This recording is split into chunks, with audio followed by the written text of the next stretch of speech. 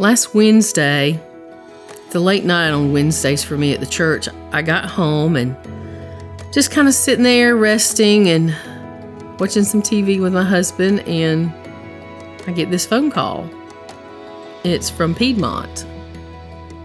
And the nurse on line says, "How soon can you be here?" And I'm like, "Why?" And she said, "We have a kidney for you. How soon can you be here?" And she said, "Can you be here by 1 a.m.?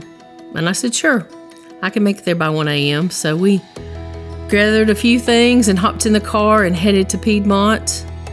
And at 1 a.m. I arrived, and they began making plans.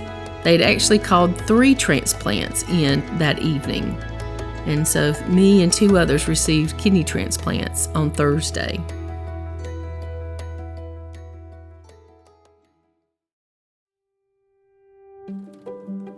In 2015, I had a very unusual vacation.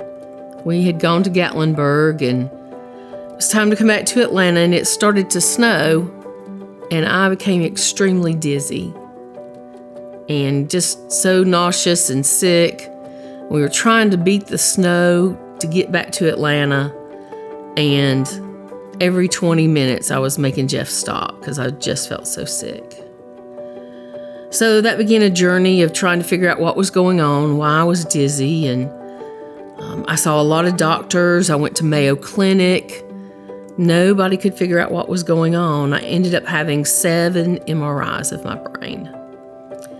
And the first one I had, they used contrast. And apparently that contrast dye damaged my kidneys. We didn't know it till later, but we believe that's where it first showed up. And so at that point, we finally got the nausea and dizziness handled early 2017. And probably later on that year, I actually ended up needing to go to the kidney specialist. And so they looked at everything and said, we don't know exactly what's happened. We don't know why you were so dizzy, but it seems that you have had something that's caused a drop in your kidney function. So from 2017 on until probably about 2020, I saw the nephrologist a couple of times a month. And he would check my levels and just kind of keep close track on me. And we never did a biopsy because he said it didn't really matter why all this happened. He would treat it the same regardless. And he said, a biopsy is quite painful, so why would you do it? And I'm like, sounds good to me. And eventually in 2021, my kidney function had dropped enough that I actually had to begin plans to go on dialysis. So that meant I had a couple of surgeries. I had a fistula put in my arm, and that's how you do hemodialysis. And I don't like it. It was really tough on my body. But luckily, my doctor had a plan, and I did too, that we would transition to dialysis at home. And so because of that, I used the hemodialysis access for just 2 months. And as we kept watching, eventually my kidney function dropped to less than 10%. And so at that point, they said, you need to be on the transplant list. And so that brings me to this past Wednesday night when I got the call. I had only been on Piedmont's transplant list for 10 months.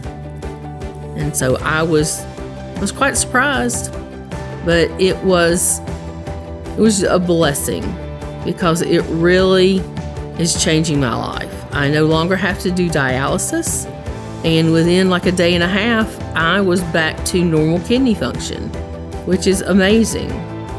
And I just to think about how everything transpired and how there were a lot of questions along the way, but God had just given me this sense of peace. I had really good doctors that talked with me and tried to prepare me to understand what would happen, how it would go. But still, when you get that call, it's still an unbelievable call because you just You know it might happen, but you don't expect it. And so I came to that point last Wednesday night and said, this is God's plan. And so I went for it and showed up at the hospital at 1 a.m.